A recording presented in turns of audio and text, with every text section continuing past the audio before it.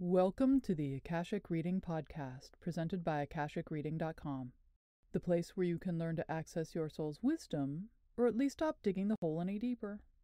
I'm your host, Terry Uktana, and today we'll take a deep dive into how trust is not a thing but a skill, knowing is the active or outward moving side of Akasha, and self-confidence comes from existing not only in your head and heart, but also in your pelvis, thighs, knees, ankles, and feet. Most discussions about manifestation focus on the mind and willpower influencing the external world in the form of resources, people, and opportunities. This is spoken of in yang terms, such as intention, focus, right action, and being all in. When the discussion turns to manifesting ourselves, it tends to change focus and become yin, or receptive. We're prompted to meditate so we can become aware of our inner self, to open our awareness to the influences all around us, to feel into or look at what might be blocking us from whatever it is we're trying to do or be. The more centered, grounded, balanced, and still we can be, the better. To be clear, none of this is wrong. However, like toy aisles which have predetermined boy and girl toys in blue and pink packaging, there's a false opposition created which can lead to confusion, frustration, and a lot of mixed results. For example, while manifesting very much should be seen as an activity, it's not solely rooted in or even mainly occurring in the mind. Nor should we see our ongoing personal manifestation as something we are subject to or victimized by. Instead, we can look at these as two parts of the same process. Breathe in, breathe out. Manifestation of any kind, internal or external, is a full-body experience. Just check with anyone who has given birth. For clarity, I liken the manifesting process to brushing your teeth. You become aware mentally that your teeth need to be brushed, either by feel or by the clock. You decide to brush them, you have the supplies to brush them, and you have the necessary skills to do this, whether by hands or feet. However, none of this means diddly or squat unless you can get yourself to the appropriate sink. To brush your teeth, your lower half needs to bring you there. Your pelvis needs to support your upper half while it works. Your legs and feet need to support you, if only so you balance correctly in whatever mobility device you use. In other words, to walk the path, you need to actually walk it. To manifest in the world, you need to truly be in it, physically. And due to gravity, this means you need to exist not only in your head and heart, but in your pelvis, thighs, knees, ankles, and feet. This is at the heart of most traditional physical spiritual practices such as capoeira, karate, tai chi chuan, aikido, judo, and others. Awareness of self and others is drawn down to the sacral chakra and allowed to be active and receptive. Not only is this part of the process calming, centering, and grounding, but it fills our brain, body, mind with wisdom only our lower half contains, including trust, knowing, and self-confidence.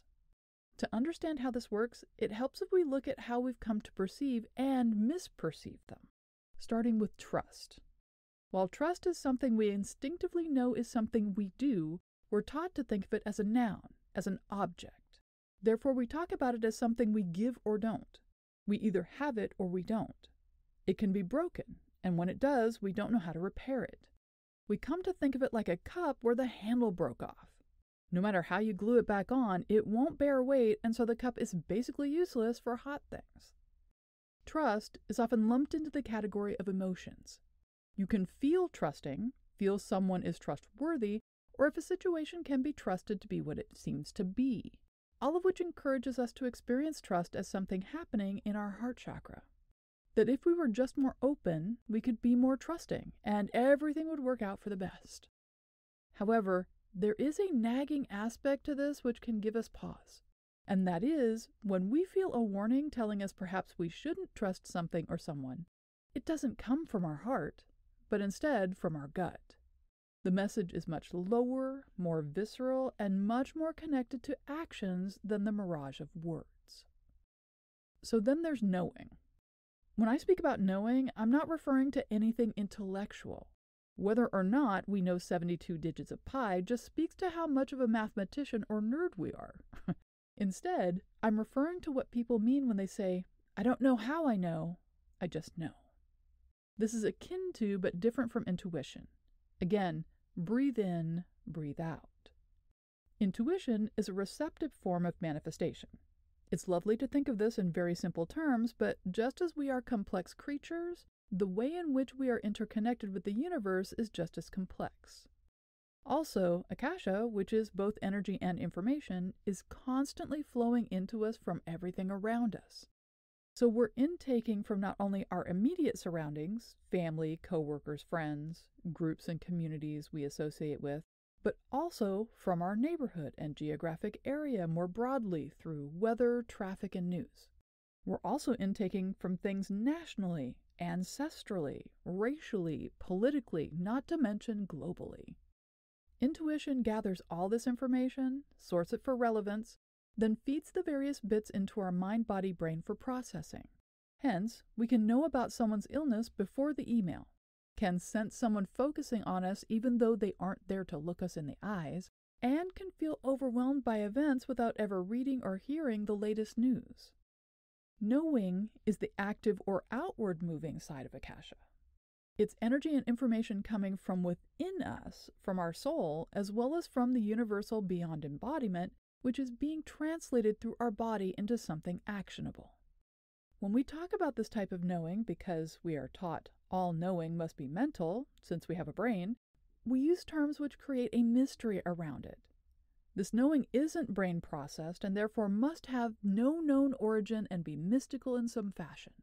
That our mind, in reality, includes both the brain and the body is a relatively new awareness within the scientific community and is only now making its way out of the field of neurobiology into other areas such as psychology and sports medicine. And then we get to self-confidence. In Western culture, we're taught our brains control everything. Our body is a mechanism, and if we can't get our body to do something, we must be doing something wrong. Life is, to a great extent, placed on a framework of success or failure. The metrics for this is first given to us by our parents, then school and friends, then work, community, and significant other or others in succeeding layers. We're told what we're good at, what we're not, and constantly given feedback, mostly concerning what we're not. We're taught to strive, to never give up, to succeed, whatever this is determined to mean, and to always be moving forwards. All of this is put into mechanistic terms of using our body for purposes the mind determines. And if the body won't or can't comply, then it needs to be adjusted, improved, bullied, and forced. Which gives us situations such as children struggling in school because they're kinesthetic learners, physical and spatial, rather than readers. Or children coming to see themselves as stupid because they're dyslexic in some form and so can't perform to the tests and projects being assigned to them. Right now, our world is filled with what is termed inspiration porn. Messages about the exceptional people who overcome overwhelming odds through grit and willpower, or those who simply live successfully despite not fitting the metrics and framework our culture expects them to. All of this is meant to lift us up emotionally, program our mind intellectually, and somehow we will translate all of this energy into action in our own lives. Yet, more often than not, it acts like junk food. We get a quick lift and then an equally swift crash, which leaves us feeling worse about ourselves than we did as nothing has actually changed. The emotional equivalent of having taken in empty calories. So when it comes to self-confidence, we end up experiencing a disconnect between what our mind thinks should and could happen and what actually does happen. For those who want to fix it, the common wisdom is to look for what is lurking in the subconscious, which is preventing our thoughts and desires from translating into actions. Scalpels are handed out with instructions on where to dig, how to cut, and what to sever in order to be free from whatever internal structure has us stuck.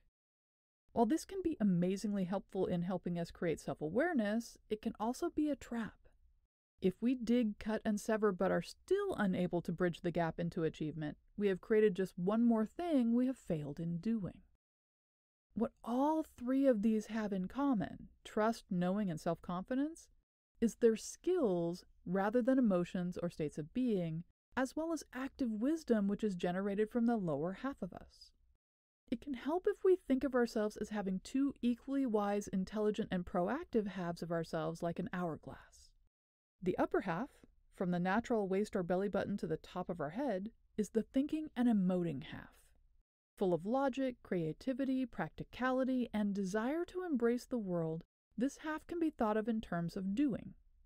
Our mind is always on the go, doing this or planning on doing that, inventing possibilities, potentials, and evaluating opportunities for the next doing.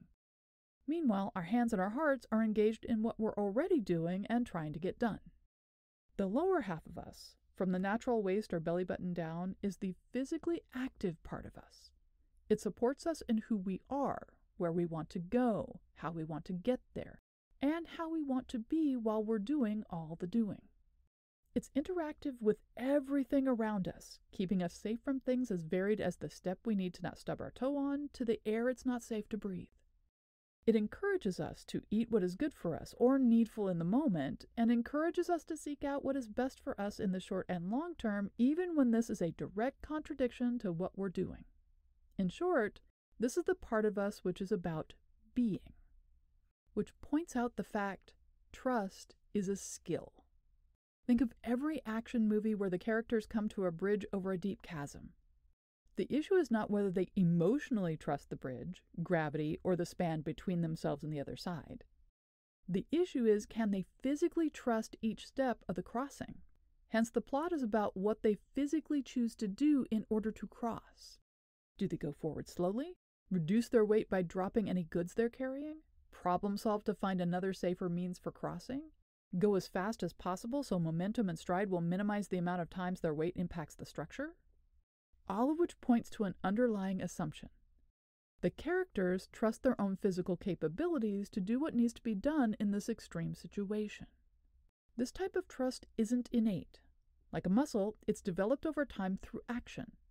By repeating something over and over with even marginally positive results, we learn ourselves, our boundaries, our stretchy and damaging edges, and our potential for becoming more. The more we use it, the more we have. This is in part why, in relationships, forgiveness is not a remedy for trust. If someone has acted in a way which has violated our trust, they have not just damaged the relationship, but created an impact injury in us. Our ability to trust ourselves must be supported and healed just as we would a broken bone. It needs to be splinted and then exercised gently over time. Their behavior needs to change so it no longer violates our trust, that is for certain. If the violations continue, we need to take action to remove ourselves from them in order to prevent further injury. Our ability to trust needs to be healed and repaired in part by understanding the situation and all the parties involved, but also in their actions going forward. If we think of trust as something we do rather than feel, then it's easier to see how we can reconfigure our daily routine to accommodate physical activities which promote it. Choose one thing you can do in the day which is completely for you and easily accomplished, then add it to the middle of your to-do list rather than the end. Just the act of physically placing it higher on the priority list builds trust. Following through with doing it builds even more. Choose one evening or day on the weekend to do something you physically enjoy doing, then put it on the calendar. Throughout the week, allow yourself to gather everything you need to do it, as well as prevent all the external influences which might distract you or require your energy and attention during that time. Then, if you can, follow through and do it. The more you do, the more trustworthy you become, the better able you'll be to evaluate whether someone else is trustworthy and act accordingly. On the other hand, knowing is an autonomic function. Everyone has it, just like they have a pulse. Acting on what you know is a skill. Because we're taught only our mind can know things, the source of our non-mind knowing is a mystery, and therefore can't be trusted. We learn to ignore and even block what we know. This can lead us to absolutely knowing something is wrong for us, is not what we want, or a bad thing in general, and we'll go ahead with it anyway. It can also allow us to second-guess situations in the moment. This is one of the contributing factors in abuse, sexual assault, and domestic violence. Our brains tell us to ignore the wisdom of our pelvis, stop our legs from walking us out of the situation, and steer us into forgiving just one more time in the face of all the evidence we shouldn't. If you need to remember how to know what you know, start a meditative-style mindfulness practice of checking your gut. Not with things you have questions about, but things you don't. Check your gut about what you're cooking for dinner. Know it's healthy but uninteresting? Check. Know it's not healthy but what you can do in the moment? Check. Or check on activities. Is this movie going to be one you like? Check. Are these shoes going to be good for your arches? Check. Set yourself the spiritual physical goal of doing this check-in at least once an hour. But if you can't, then for every action or category of things you do throughout the day. Good for me to shower now? Check. Good for me to wear this? No? Check. The more you do, the more you remember how to do it, and the more you'll start hearing a no rather than an automatic yes. Or you might even get a maybe, which should prompt you to take a second to ask, then what? Once you've restarted the relationship with this knowing, the skill is to act on this knowing. Not as an optional thing, not as an extra bit of dessert at dinner or some small thing you grab in the checkout line, but as a means for supporting your entire life. If you're not sure or you get a bad hit on things, don't second guess or just go ahead with it. Back up and start checking in. Move your awareness into your pelvis and then reevaluate what you think you know. Wisdom will start coming through stronger, louder, and more clearly. Once it does, don't become untrustworthy by ignoring it.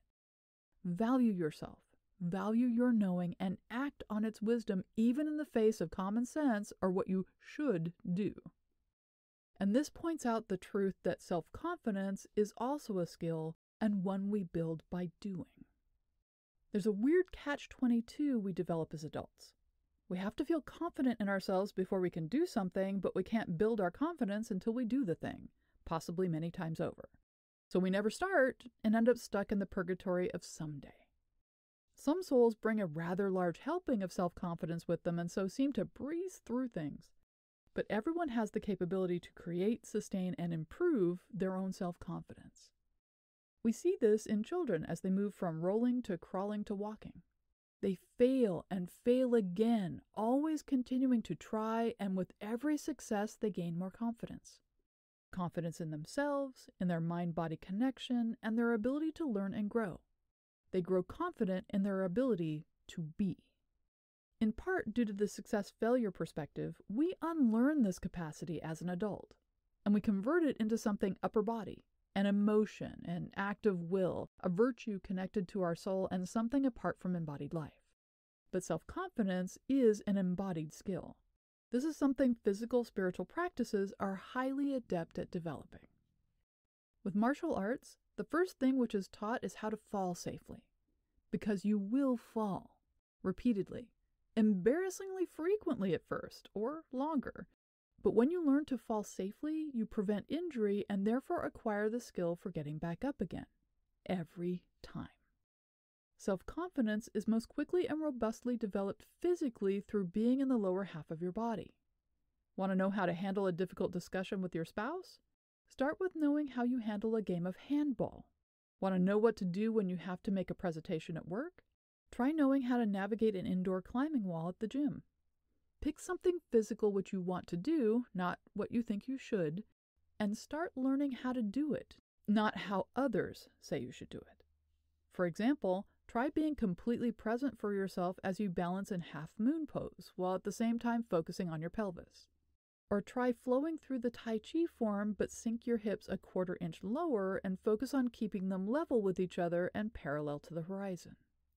The more you are being you physically, the more you can be confident in your ability to be in the world, the more confidence you will have in absolutely everything else. Which means while you may be defeated in the moment, you'll never be conquered. You can trust yourself, know what you know, and be confident in your continuing 100% success rate at being. And that's all the time we have this week. If you're interested in knowing more, check out my website, akashicreading.com. Thank you to my patron of honor this week, Ingrid Grace. If you're enjoying this podcast, please consider supporting it by subscribing on Patreon. For just $5 a month, you can join in patron-only classes, get information on my current workshops, see all my other offerings, and get regular updates about what I'm working on at patreon.com/TerryUktana. Thanks.